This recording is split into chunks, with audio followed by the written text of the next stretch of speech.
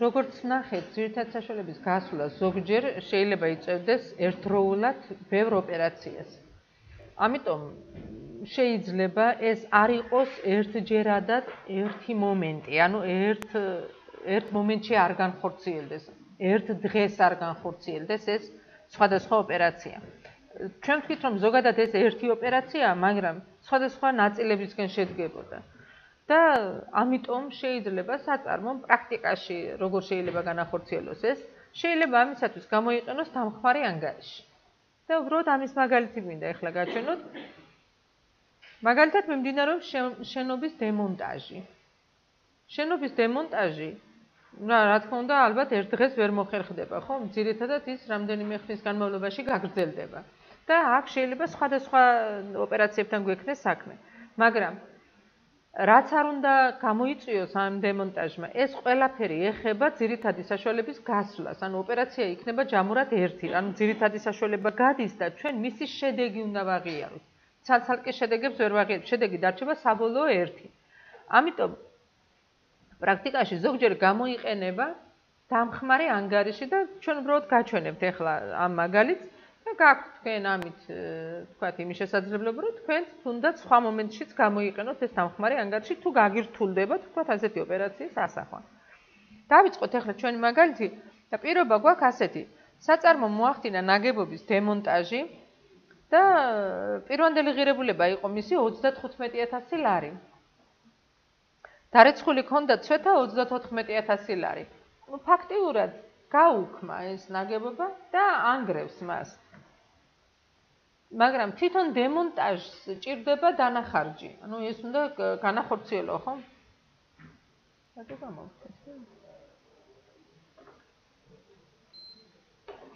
ანუ დემონტაჟზე დაიხარჯა 500 ლარის მასალა, 300 ლარის ხელფასი.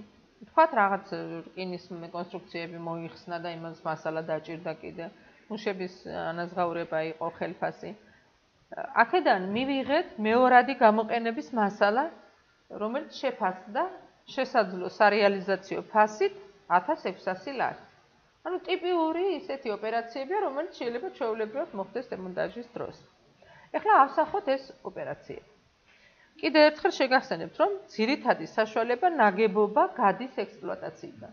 და აი ამას მოყვა ეს ინფორმაცია, რომ მისი პირვანდელი ღირებულება 35,000-ია, დარეცხული ცვეთა 34, დემონტაჟზე კიდე იქეთ დაიხარჯა 500 ლარის მასალა, 300 ლარის ხელფასი და იქედან მივიღეთ აქეთ ისეთი სათადარიგო რაღაც მარაგი, რომელიც 1600 ლარად შეფასდა. გამოვიყენოთ ამ შემთხვევაში დამხმარე ანგარიში. შენობა ნაგებობებისთვის შეიძლება ვთქვათ, შიგ გაუხსნათ მას დამხმარე ანგარიში და აი ეს ანგარიში, რა თქმა უნდა, მხოლოდ ამ დანიშნულებით გჭირდება, ეხლა რომ ვთქვათ, ამ ერთ ანგარიშზე მოვახდინოთ ყველა ინფორმაციის მიტანა და შედეგი გამოვიყვანოთ Z.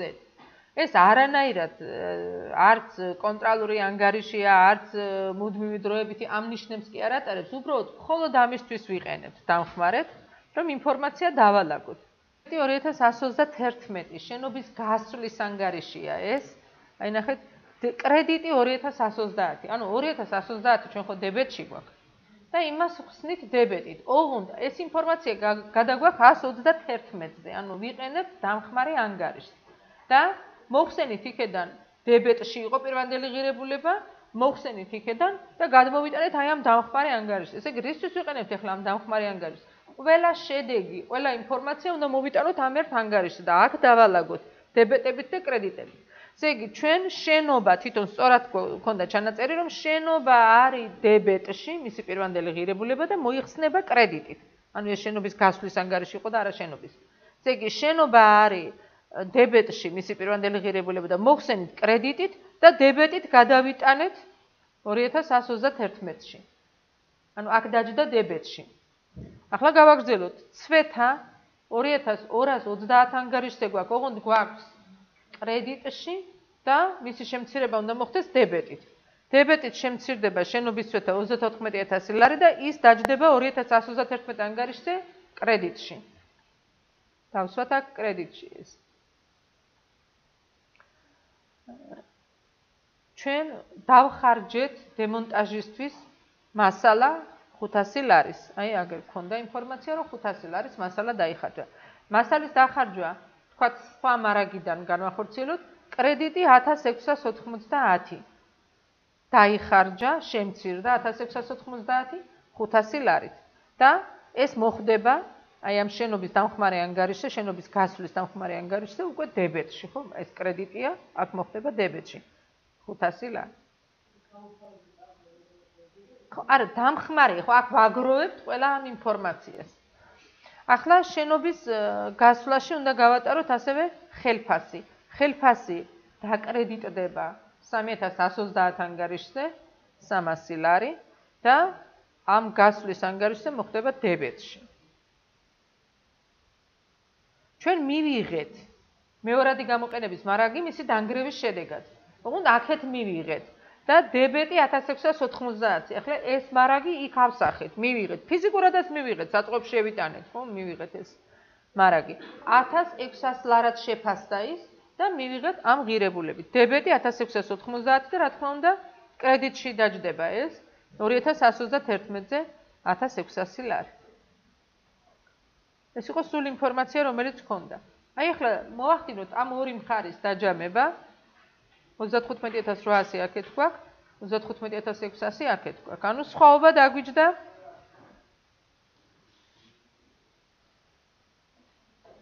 სხვაობა დაგვიჯდა 200 ლარი და დაჯდა დებეტში. სხვაობა დარჩა 200 ლარი და 200 ლარი დარჩა ამ შემთხვევაში დებეტში. ესე იგი, ახლა საბოლოოდ ჩამოვწერთ ამ შედეგს, ახლა შედეგს ჩამოვწერთ, თორე ყველა ეს ოპერაცია ავსახეთ ჩვენ. ახლა უნდა ჩამოვწეროთ შედეგი. შედეგი ხედავთ, რომ 200-ია, მაგრამ საით არის დებეტში და მისი ჩამოწერა უნდა მოხდეს კრედიტში. თუ კრედიტში მოხდება ჩამოწერა შედეგი, რა დამიფიქსირდება? დებეტი დამიფიქსირდება, ხო? დებეტი 2120 შენობის გასვლა და კრედიტი 8130. ნუ ამ შემთხვევაში პირიქით უნდა იყოს ეს. პირიქით დაჯდება ეს შედეგი.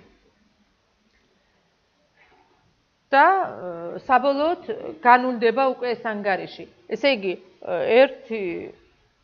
ერთი ოპერაცია იყო თვითონ პირვანდელი ღირებულების ჩამოწერა, მეორე ოპერაცია იყო ცვეთის ჩამოწერა, მესამე ოპერაცია იყო მარაგის დახარჯვა, მეოთხე ოპერაცია იყო ხელფასის დახარჯვა, მეხუთე ოპერაცია იყო ნარჩენის მიღება აქეთ და საბოლოო შედეგი გამოვთვალეთ თვითონ ამ ანგარიშზე და საბოლოო შედეგმა დაგვანახა თვითონ რომ შედეგი დაგვრჩა 200 ლარი და აი ეს 200 ლარი უნდა ავსახოთ საბოლოო შედეგი.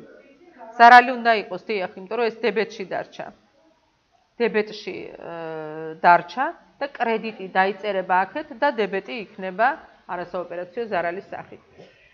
ეხლა თქვენ შეგიძლიათ ეს არა მარტო დემონტაჟის დროს გამოიყენოთ, თქვათ, ძირითადი საშუალების, აი დემონტაჟის დროს ხშირად ვიყენებთ, იმიტომ რომ ბევრი ოპერაცია აქვს და რაღაცა უნდა მიაწერო, ხო, ფუძელზე ამას ყოველთვის ჯობია დამხმარე ანგარიში გამოიყენოთ. ეს შეიძლება ჩვეულებრივად გასვლის ოპერაციის დროს გამოიყენოთ, თავის დღეგიან ყველაფრიანად, როცა ხდება ძირითადი საშუალების გასვლა. ძირითადი საშუალების გასვლასთან დაკავშირებით თქვენ მაგალითებიც გექნებათ და ტესტებშიც იქნება აი ეს ინფორმაცია. მე ამით რისი თქმა მინდა, არა მარტო ძირითად საშუალებებთან დაკავშირებით გამოიყენეთ ტეები. ტეები გამოიყენეთ ყოველთვის, როცა თქვენ უნდა გადააკონტროლოთ ოპერაცია.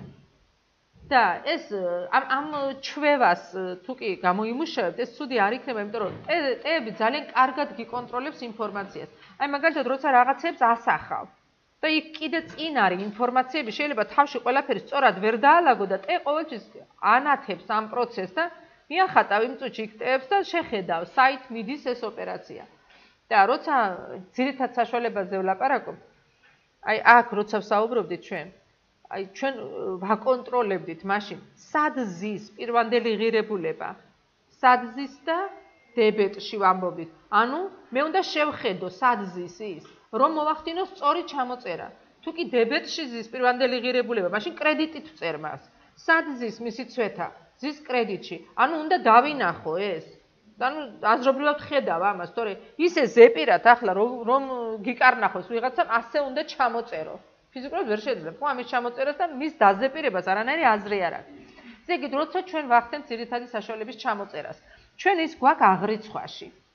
აღრიცხვაში მაქვს ანალიზურად და ზუსტად იქ ანგარიშებზე მიზის, მისი ნაშთები. აუცილებლად, ჩვენ როცა ვაკეთებთ ოპერაციებს, წინ უნდა მედოს ეს ინფორმაცია და იქ პირდაპირ ვხედავ მე ამას, რომ მისი ნაშთი აქეთ დებეტშია, იქეთ კრედიტშია და მე რომ გავანულო ეს, აუცილებლად იმდენ უნდა ჩავწერო კრედიტში, იმდენ უნდა ჩავწერო დებეტში.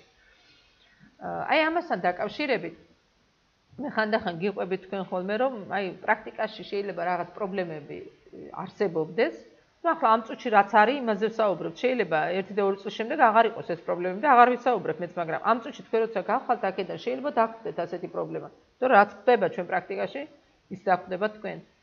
აი მაგალითად ყოფილა ასეთი შემთხვევა, რომ ძირითადი საშუალების ჩამოწერის დროს ძალიან დიდი სირთულე შეექმნა ბუღალტერს. და ესეთი საინტერესო სიტუაცია აღმოჩნდა. ეს იყო დიდი ობიექტი, რომელსაც ჰქონდა ძალიან ბევრი ძირითადი საშუალება, დასახელებითაც ბევრი იყო და ღირებულებითაც დიდი იყო ეს. ძირითადი საშუალებების გადაფასებები მოხდა თქო ხომ გითხარით წლების განმავლობაში და აი იქედან მოყოლებული გარკვეული ისტორია ჰქონდა ამის ძირითადი საშუალებების. მე ახლა აქ არ წამომიწევია საკითხი ძირითადი საშუალების ცვეთის საგადასახადო კუთხით.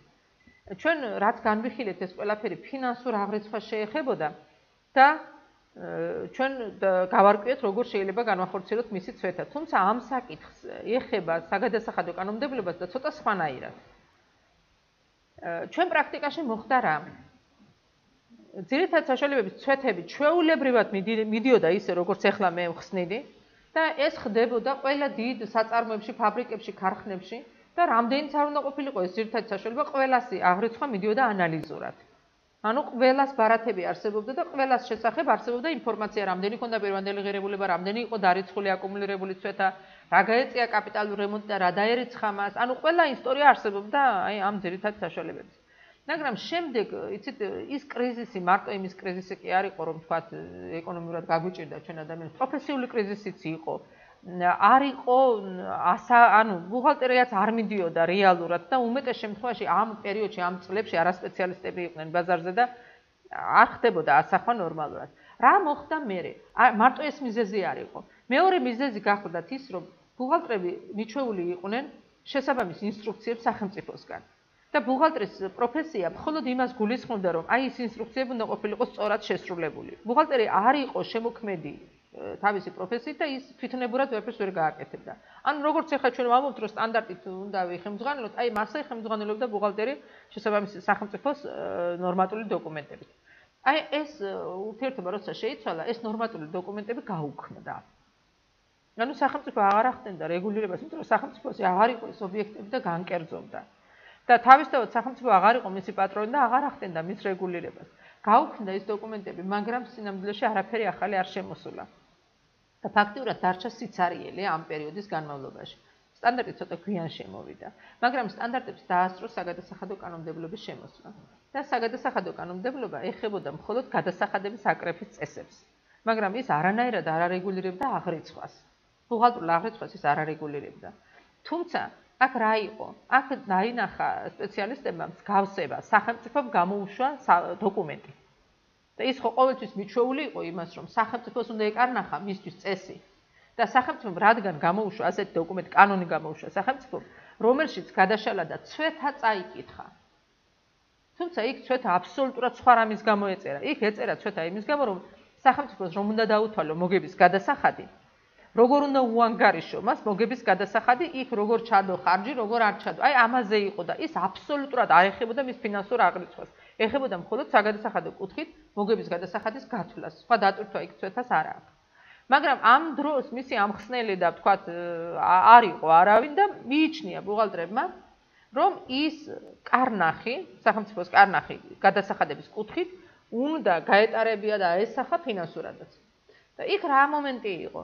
ცვეთა დაერიცხებაო წლის ბოლოსო.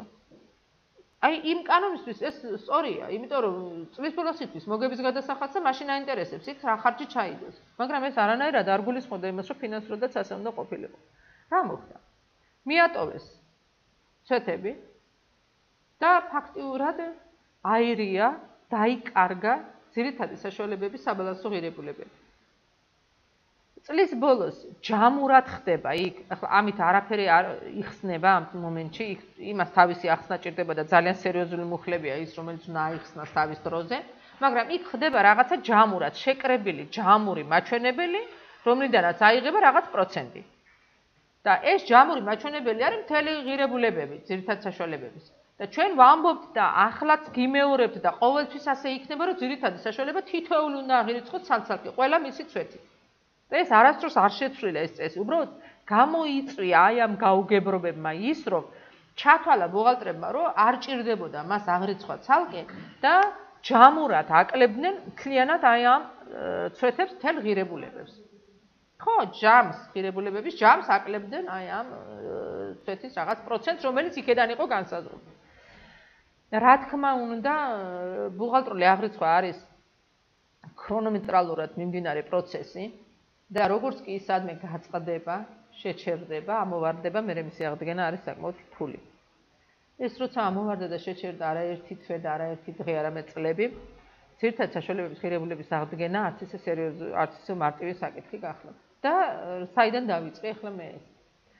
ასეთი ფაქტი იყო და არაერთი. როცა გაყიდა ძირითადი საშუალება.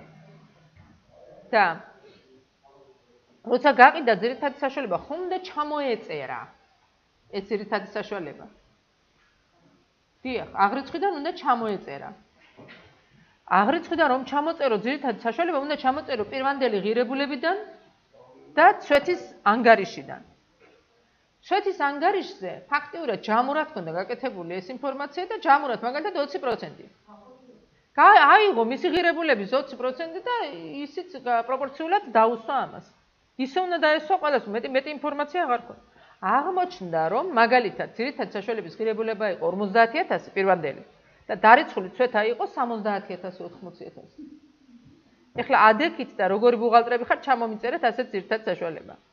რომელსაც პირვანდელ ღირებულებაზე მეტი აქვს დარიცხული ცვეთა.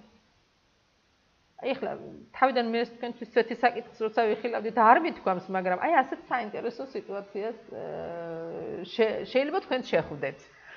თუ სადმე ეს არ იყო ერთი და ორი ობიექტი, სადაც ეს საკითხი ასე მოუწესრიგებლად. მე არ ვამბობ, რომ ეს იყო არაკვალიფიციური სპეციალისტები და ამათ კი არ ვლანძღა, უბრალოდ ყველა ეს მომენტი რაც გითხარით, ყველაფერი ამან გამოიწვია ეს. და ამას თავის სუბიექტური და ობიექტური მიზეზებიც ჰქონდა თავის დროზე. უბრალოდ დღეს აღარ არის ის დრო, რომ ჩვენ კიდე ასეთი მოუწესრიგებლობა გქონდეს აღრიცხვაში და მე ვეჭვობ, რომ ბევრ ობიექტში დღესაც არის მოუწესრიგებელი აღრიცხვა ძირითადი საშუალებების და ზუსტად ამიტომ საუბრობ თქვენთან. მე ამ წუთში არ გიხსნით თქვენ როგორ, მაგრამ გაჩვენებთ პრობლემებს, როგორ ეს ყველაფერი გადაწყდება, თუ თქვენ მოინდომებთ იმას, რომ ეს საკითხები უნდა მოაწესრიგოთ. დღეს აღრიცხვაში ის კი არ არის მთავარი პრობლემა, როგორ გადავჭრათ. დავინახოთ პრობლემა. აი ეს არის მთავარი პრობლემა აღრიცხვაში. დავინახოთ პრობლემა. თუ ძირითად საშუალებების ღირებულებები მე სწორად არ მაქვს აღრიცხვაში, მე ვარღვევ კანონებს. მე ვარღვევ გადასახადს. და სულ ერთია, საიდან დავარღვევ მე მას. ძირითად საშუალების აღრიცხვიდან, მარაგის სწორი აღრიცხვიდან, დებიტორის სწორი აღრიცხვიდან, შემოსავლის თუ ხარჯის ამას მნიშვნელობა არ აქვს. საიდან დავარღვევ მას, საბოლოო ჯამში ეს იქნება დარღვევა. და უპირველეს ყოვლისა, ეს არის არასწორი ფინანსური ინფორმაცია, რომლისგანაც ვერ ღებულობს სწორ გადაწყვეტილებას მენეჯმენტი. აი, ამიტომ სულ ეს თემა ძალიან მნიშვნელოვანი თემაა, მაგრამ იმიტომ რომ საკმაოდ სერიოზულ ღირებულებებთან მიდის და თანხმობრივადაც მაღალი მაჩვენებლები აქვს მას. და როგორი სურათი იყო ახლა მაშინ აი ეს ნიუანსი რამ გამოიწვია და რატომ მოვიდა თქვა ჩვენამდე ეს ინფორმაცია. სინამდვილეში უნდა ქონოდა მოგება გაყიდვით. და ცვეთა რო უფრო მეტი ქონდა, ხო ფაქტიურად შედეგი აბსოლუტურად უკუღმა გამოდიოდა. და ვერ მოუხერხა რა უნდა ექნა თქვა აი ამ ძირითადი და ახლა რისი თქვა მინდა.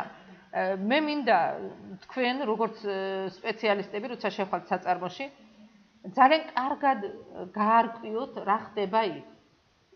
მეორე, არაფერს ხელი არ მოკიდოთ მანამ ვიდრე არ ახარ დარწმუნებული ბოლომდე რისის შეცვლა შეგიძლია უკეთესად და უპირველეს ყოვლისა გარკვეული არ აქვს შესაძლებელია თუ არა. რაღაცა რომ იცი შენ ეს არ ნიშნავს იმას, რომ აუცილებლად ის ცუდია, რაც არის გაკეთებული. ძალიან ფრთხილი უნდა იყოს ბუღალტერი რაიმე რომ შეცვალო აღრიცხვაში. ზოგჯერ, როცა სწორ ანალიზს აკეთებ, ჯობია დატოვო ის უარესი, ვიდრე ისრულება გააკეთო იმ დროს. ამიტომ ძალიან სერიოზულად უნდა მივუდგეთ ამ საკითხს, ახლა თქვენ ახალგაზრდები ძანდებით და მე ზოგჯერ მესმის ასეთ რაღაცა, რომ აი როცა შედიან ობიექტში უნდა დაუმტკიცოს თავის უპირატესობა, მე ამდენი ვიცი და რაღაცა და ახლა ცოტა ეს მოსდევს ამას. მაგრამ უნდა როგორმე თქვენი თავიც აიყვანოთ ხელში და არ მიუდგეთ ამ საკითხებს ასე და მე უპირველეს ყოვლისა მინდა გთხოვოთ. აი ამ პროფესიაში თუ რაიმეზე დგას ეს პროფესია დგას ურთიერთპატივისცემაზე კოლეგებს შორის და არასოდეს არ დაარღვიოთ ეს წესი. არასოდეს არ დაარღვიოთ ეს წესი და ბოლომდე შეინარჩუნეთ თქვენ აი როგორი ის მინდა იცით გითხრათ, იქ ვინ იყო ბუღალტერი, როგორი იყო ამის შეფასებებისგან აუცილებლად თავი უნდა შეიკავოთ და მით უმეტეს ხელმძღვანელთან. ეს არ არის ის საკითხი, რომელსაც თავი უნდა მოიწონოთ, ან ქულები უნდა დაიწეროთ თქვენ ხელმძღვანელთან. და ვინც ამას აკეთებს და ვინმეს ეს გაუკეთებია. ის ამ პროფესიაში დიდ წარმატებას ვერასდროს ვერ აღწევს. იმიტომ რომ ეს პროფესია არის ნდობაზე დაყრდნობილი პროფესია. ხელმძღვანელზე ეს დადებითად არასდროს არ მოქმედებს, ეს დაიმახსოვრეთ თქვენ, იმიტომ რომ ხელმძღვანელი თქვენ გენდობათ ყველაფერს. და ის უნდა იყოს დარწმუნებული, რომ სათავისოდ არ იქნება ეს ინფორმაცია გამოყენებული. თუ კი მას ამაში ეჭვი შეეპარა, თუნდაც იმის გამო, რომ შენ სხვაზე თავისუფლად ლაპარაკობ ამას, ის შენ არ გენდობა. ანუ ბუღალტრული აღრიცხვა და ეს პროფესია არის აბსოლუტურად ნდობაზე დაფუძნებული პროფესია. შენ უნდა შეძლო ინფორმაციების იმ დროს შენახვაც და მერე ყოველთვის შენახვა. ეს არის, როცა შენ ამას ღალატობ, შენ თავს და შენ პროფესიას ღალატობ. როცა შენ რომელიმე ინფორმაციას თუნდაც მერე წახვიდე იქიდან და შენ ამ ინფორმაციებს ვინმესთვის ხელმისაწვდომს გახდი. და თუ გინდა კარგი სპეციალისტი დარჩე, ამას უნდა ერეოდე.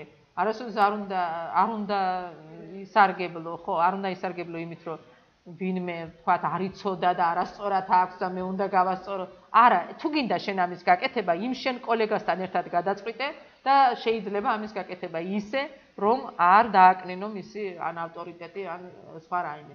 არავინ არ არის შეუცდომელი. არი ფიქროთ თქვენ, რომ თქვენ არ შეგეშლებათ არასდროს. ეს არასოდეს არ დაუშვათ, რომ არ შეგეშლება არასდროს. ეს პროფესია ისეთია, ვერ ამოწურა ვერასდროს. შენ რომ რაღაცაში ერთი გამოცდილება გაქვს, შეიძლება მეორეს შენზე გაცილებით უკეთესი სხვა რამეში აქვს. აი მე ახლა ბევრ რამეს გეუბნებით, რომ ასე იქნება, ისე იქნება და თქვენ ეს შეაფასეთ, მაგრამ ეს არ ნიშნავს იმას, რომ აუცილებლად ეს შეფასება უნდა ესეთი გამოიყენო სათავისოდ, რომ ახლა მე ვიცოდი და შენა ვერ შეამჩნიე ეს. ძალიან პირველ რიგში ვისაუბრეთ იმ კოლეგასთან, იმ თქვენ მოიკითხეთ ის ადამიანი ვინ არის, ვინ იყო და მასთან ერთად გაანალიზეთ ეს საკითხები აუცილებლად. და თუ თქვენგან ვინმე წავა დავუშვათ კონტროლის ხაზით და მას მოუწევს მისი კოლეგების გაკონტროლება. მაგალითად შემოწმებაში, საგადასახადო კუთხით, კონტროლის პალატაში, აუდიტში და ასე შემდეგ. აი ამ დროს ყველაზე მეტად მოგეთხოვებათ თქვენ პროფესიონალიზმის, აი კოლეგიალობის დაცვა. და მე არასოდეს არ მგონია, რომ სუსტი იყოს ის რევიზორი, რომელიც ყველაზე მეტად იცავს კოლეგიალობას. ის რევიზორი ყოველთვის ყველაზე ძლიერია, რომელიც ყველაზე მეტად იცავს კოლეგიალობას. და იცით რა არის, სუსტები არ იცავენ ამას. სუსტები არ იცავენ, იმიტომ რომ იმის მეტი არ იცის და იმით აჭერს და ძლიერი თუ რევიზორი ნებისმიერ ბუღალტერს ექნება შეცდომა დაშვება. არავინ არ თქვას, რომ ძლიერი რევიზორი ვერ მოძებნის შეცდომას. ოღონდ რატომ მაინდა-მაინც ისეთზე უნდა იმუშაო, რომელიც სადაოა. შეცდომა შეიძლება შენც დაეთანხმო, როგორც ბუღალტერი, რომ მართლა გაქვს შეცდომა დაშვებული. და ამის აღიარება არ არის ძნელი. მაგრამ აი ისეც რო გედავება, რომელიც სადაოა. აი იქ მერე ცოტა სხვანაირი, ანუ შეიძლება რევიზორი ძალიან მადლობელი გაუშვა, ანუ მადლობელი დარჩე შენ დაგიწერო საქმე, მაგრამ მადლობელი იყო მაინც იმ რევიზორის, იმიტომ რომ მოიქცა კოლეგიალურად. ხო, აი ძალიან დიდი მნიშვნელობა აქვს ამას. სად იქნებით ეს არასდროს არ უნდა გავიწყდეთ, ამ მნიშვნელობა აქვს სად იქნებით. თავარი არის ამაში ერთმანეთის გატანა. აუცილებლად. არა, მე არ ვამბობ იმას, რომ დირექტორს რაიმე უნდა დაემალოს და რაიმე შეცდომაში უნდა შეიყვანოს, მაგრამ ამას ფორმა აქვს სხვა. აი ფორმა აქვს სხვა, მე მახსენდება ჩემი პირველი აუდიტორული შემოწმება. და რა თქმა უნდა, გამოცდილება არ მქონდა. და ჩემი კი არ იყო პირველი, მარტო ეს საქართველოში პირველი აქტი დაიწერა. ანუ მართლა არ იყო მეტი ანალოგი, რომ საიდან ვიხემძღვანელებდით და მოხდა ისე, რომ პირველად შევადგინე ეს და იცით რა არის, მართლა ალბათ გამიჭირდა ძალიან, მაგრამ იმდენად მონდომებული ვიყავი და იმდენად მობილიზებული ვიყავი, რომ ეს პირველი იყო და რაღაცა, ხო, და მე ხუმრობ, მე ისეთი, მე აღარ დამიწერია ისეთი, ანუ იმ დონეზე, მე ვეღარ იმდენად ვიყავი ამისთვის მონდომებული, მაგრამ რა ეს არ არის თავარი რა იყო, იცით, როცა ის შეფასებები გაკეთდა, მე დავინახე მეორე მხარე ხელმძღვანელი. შენ ქირაობს ხელმძღვანელი და აუცილებლად შენ არ გაქვს მის უფლება რომ ინფორმაცია სწორად არ მიაწოდო მას. მაგრამ დავინახე რომ ხელმძღვანელმა ცოტა სხვანაირ შეფასებებისკენ წავიდა და აი პირდაპირ გადაიტანა აქცენტი იქეთ რომ აი ეს რა უქნია დაუქცევია ქვეყანა და როგორც კი ეს შევამჩნიე რომ აი მას ასეთი აზრი გაუჩნდა და ამ დროს დაქცეული ბუღალტერსკენ რა თვითონ ხონდა იმიტომ რომ ბუღალტერი რას ასახავდა, რასაც აკეთებდა ხელმძღვანელი იმ ოპერაციებს ასახავდა ხო ბუღალტერი. და ფაქტიურად აი ეს სწორად ვერ შეაფასა მან მაშინვე შევეცადე რომ გამენეიტრალებია ეს და აი პირდაპირ ალბათ არც იმის თქმა არ შეიძლებოდა იცით აუდიტორის პროფესია როგორია ყველაფერი უნდა თქვას და პირდაპირ არაფერი არ უნდა თქვას აი ეს არის პროფესიონალიზმი აუდიტში არა ეს არის პირდაპირ გვიწერია ჩვენს სტანდარტში ჩვენს ეთიკის კოდექსში არასოდეს არ უნდა გამოიყენოს რაღაც სიტყვები ანუ პირდაპირ აკრძალული გვაქვს რომელიღაც სიტყვების გამოყენება, რომელიც მკვეთრად გამოხატავს პირდაპირ პოზიციას არ შეიძლება გამოიყენო აუდიტორმა. და სამწუხაროდ მე მინახავს ზოგჯერ ამ სიტყვების გამოყენება და არ არის ეს სწორი. და როცა აი ასეთი შეფასება დაიწყო ამ ადამიანმა, მე მაშინვე შევაჩერე, იმიტომ რომ იმას ხო პირდაპირ არ ეტყვი რომ შენ უშვებ ამ შეცდომებს. და მე თვითონ სხვა პოზიციიდან მივდექი ამას და მე ვუთხარი რომ ამ წუთში მე რასაც აქ ვაფიქსირებ, მე რომ ვაკეთებდი ამ ოპერაციებს. მე შეიძლება ამაზე მეტი მქონდეს ეს შეცდომა დაშვებული. და ეს სულაც არ ნიშნავს იმას, რომ მე ახლა ამას როცა ვაფასებ, მაშინ შევხედე ამას და მე ამას არ დავუშვებდი. და არასოდეს არ მიიჩნიოთ მეთქი, ასე რომ აი რატომ მოხდა ამის დაშვება და მე ცოტა ირიბად ისიც შევაპარო, აი თქვენც როცა საქმიანობთ, ხო? აი იქ ხო აი ეს მაგალითად ეს შედეგი, ხო ეს ამის საქმიანობის შედეგი, ანუ აქ ფაქტიურად იყო ის ოპერაცია ესე დაშვებული, მაგრამ ახლა რომ ვხედავთ, არ იყო სწორად და მით უმეტეს რომ აი ეს დასკვნა არის მისი მოხმარების, შიგამოხმარების არის ეს და მას შეძლოთ არ გამოიყენებია გარეთ ეს. და არ გამოექვეყნებია ეს მისი გადასაწყვეტია, ის ღებულობს ამ დასკვნას და ეს მისი დოკუმენტია. მას შეუძლია საერთოდ არ გამოიყენოს ეს დოკუმენტი და თქვათ სხვა დასკვნა გამოიყენოს ან სხვა სპეციალისტის. ამიტომ მართლა ასეა, თქვენ რომ მიხვალთ და რაღაცას ნახავთ, შეაფასებთ. არ გეგონოთ რომ თქვათ ხო, თვითონ შემოწმება კიდე უფრო შემოწმება ადვილია შედარებით. ახლა რა თქმა უნდა სპეციალისტი უნდა იყოს და უნდა გესმოდეს ეს საკითხი, ვერ შეამოწმოთ, მაგრამ თქვენ ეცადეთ თქვენი ნამუშევარი ამოწყოთ ხშირად. და მე მიხვდები რა ადვილია დაუშვა შეცდომა. ძალიან ადვილია დაუშვა შეცდომა, მithmeτε ჩვენ პროფესიაში და ჩვენ თქვით ასე, ჩვენი პროფესია ისეთი პროფესია, რომელშიც შეცდომების დაშვების წესები, გასწორების წესები არსებობს, იმიტომ რომ დაშვებაც არსებობს, ამის რომ შეცდომები შეიძლება დაუშვა აქ. ხო, და მთავარია შეხედო, დაინახო. ამიტომ მთავარი თქვენი მიღწევა არ იქნება ის, რომ არც ხო არასოდეს არ დაუშვა შეცდომა და მე ასე რაღაცა ვისწავლო. არა, შენი აი ბუღალტრის საქმიანობის ნახევარზეა იცოდე კეთება და იცოდე შემოწმება. შენი ნამუშევარი ყოველ წუთში უნდა ამოწმო.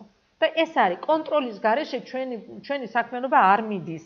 ყველა ნაბიჯი უნდა აკონტროლოს და გახვიდე და ბოლოს კიდე შეიძლება ვიღაცამ კიდე გაგაკონტროლოს გარედან და იქაც მოხდეს რაღაცა თქვათ, მაგრამ იმასაც უნდა თუ კი სწორია ის, იმასაც უნდა დაეთანხმო და გაითვალისწინო ეს საკითხი. ეს კონტროლის დის ბუღალტერს. ასეთი თქვათ პირდაპირ სწავლებები კი არა, კონტროლის დის. ამიტომ ძალიან მნიშვნელოვანია თქვენ დასმული შეკითხვები. აი შეცდომა რომელიც იყო და თქვათ მე დაინახე ან ვერ დაინახე, ვიღაცამ დაინახა და შენც გაიგონებ. ძალიან მნიშვნელოვანია თქვენი თანამშრომლობა სწავლების დროსაც და მერეც.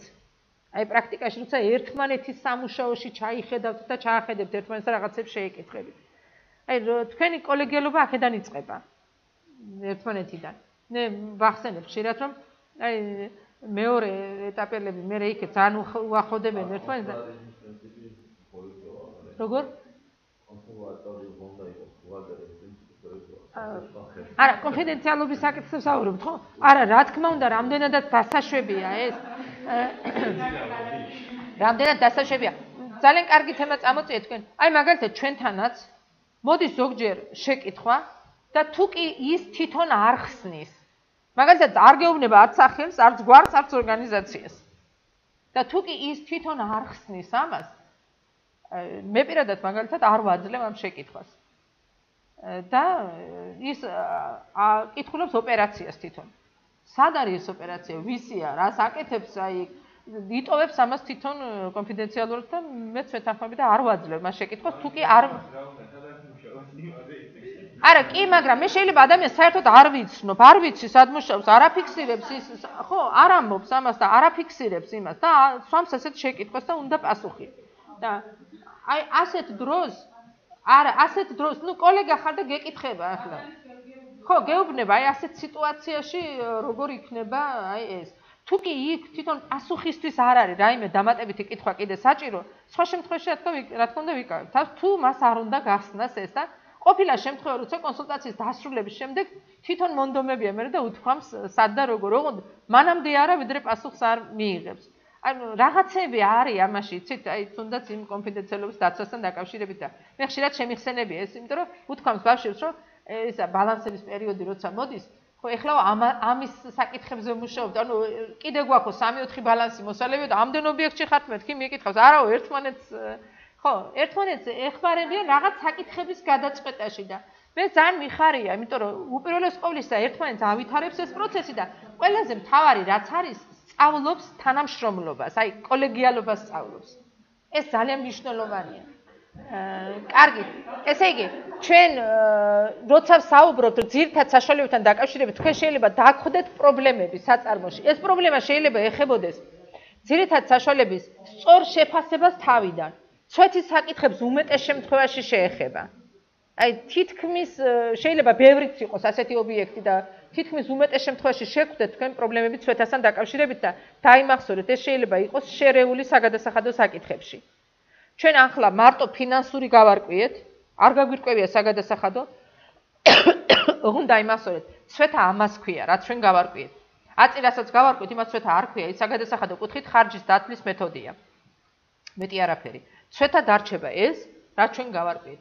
საბალანსო ღირებულების შეფასება დარჩება ის, რაც ჩვენ გავარკვიეთ. ანუ ძირითად საშუალებებთან დაკავშირებით აღრიცხვა ხდება ბალანსში, ხარჯების მოგება-ზარალში, ბუღალტრულ აღრიცხვაში ძირითად საშუალებები მხოლოდ ასე აღირიცხება. ეს საკითხები არ შეიცვლება. საგადასახადო კუთხით შევეხებით ამას, მაგრამ ის არ იქნება დაკავშირებული ფინანსურ აღრიცხვასთან. ის იქნება მარტო მოგების დეკლარაციასთან დაკავშირებული, ქონების გადასახადთან დაკავშირებული და ასე შემდეგ. და ყველაზე მთავარი ეს გახლავთ, არ შეურიოთ ესენი ერთმანეთში. რატო ასე მკაცრად ატოვით ძახი? უმეტეს შემთხვევაში ურევენ. შეცდომებია ძალიან დიდი. აი რატომ ურევენ? ამას თავის მიზეზი აქვს. განსხვავება როცა გამოდის მე მოგების გადასახადში და იმ მოგების გადასახადის განსხვავებას მოვლა უნდა. იმას კიდე თავისი აღრიცხვა უნდა და ამდენი თუ არ იცის, ამას ურევს. ჩვენ ისიც უნდა ვისწავლოთ. ისიც უნდა ვიცოდეთ. ბატონო? ხო, საგადასახადო კუთხით რაც არის, თავარი არ დაარღვიოს გადასახადი და ამას თუ დაარღვევს რა უჭირს. და ფაქტურად იმ კუთხით აკეთებს. და სინამდვილეში ამას ურევს. ანუ აქედან გამოსავალი რა არის? გამოსავალი არის ის, იცოდე ერთიც, იცოდე მეორეც და არაფერი პრობლემა არ გექნება.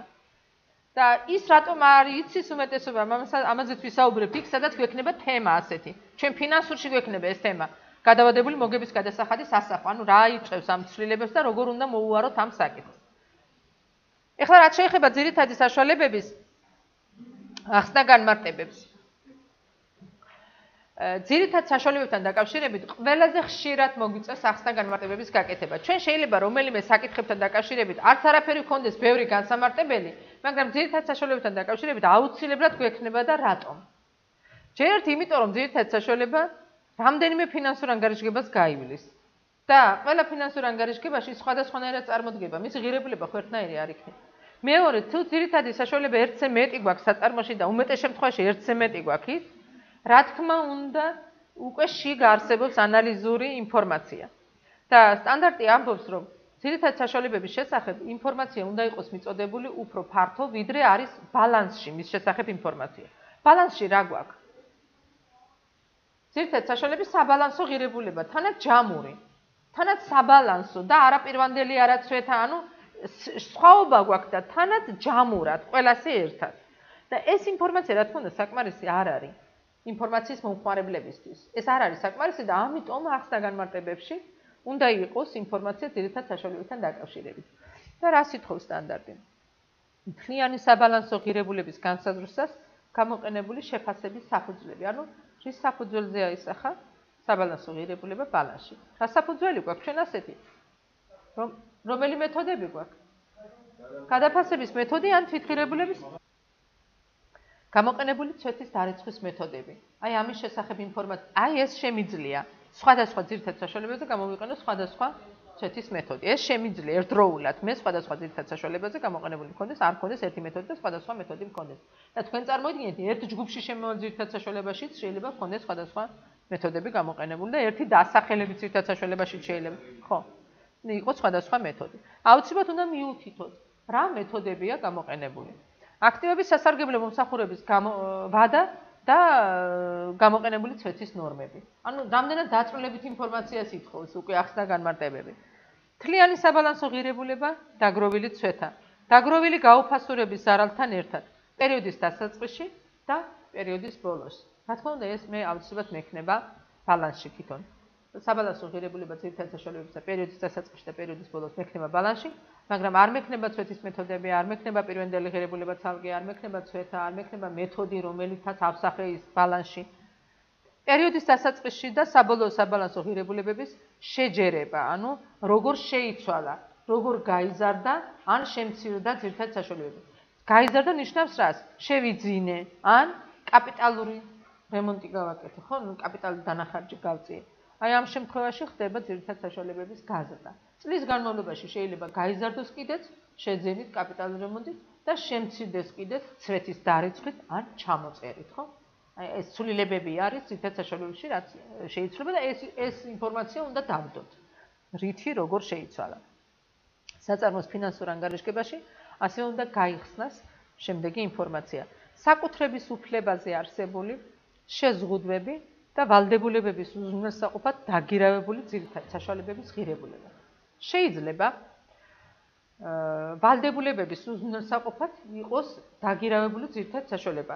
ეს შეიძლება მე თვითონ მქონდეს საწარმოს აღებული ვალდებულება და ამ ვალდებულების გირავით იქნას უზრუნველყოფის საშუალებად იყოს შადებული ძირითად საშუალება. ეს ძალიან ჩვენთვის ნაცნობი საკითხია, ხო? ავიღე სესხი და მოითხოვა უზრუნველყოფა გირავით, თქვა შენობით, თქვა დანადგარით და ასე შემდეგ.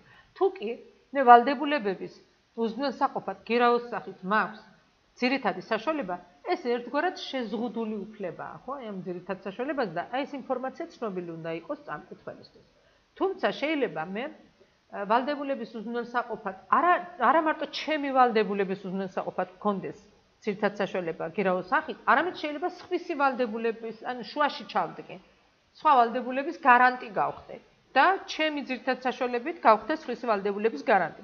აი ამ შემთხვევაშიც უნდა იყოს ეს ინფორმაცია ცნობილი მესამე მხარისათვის.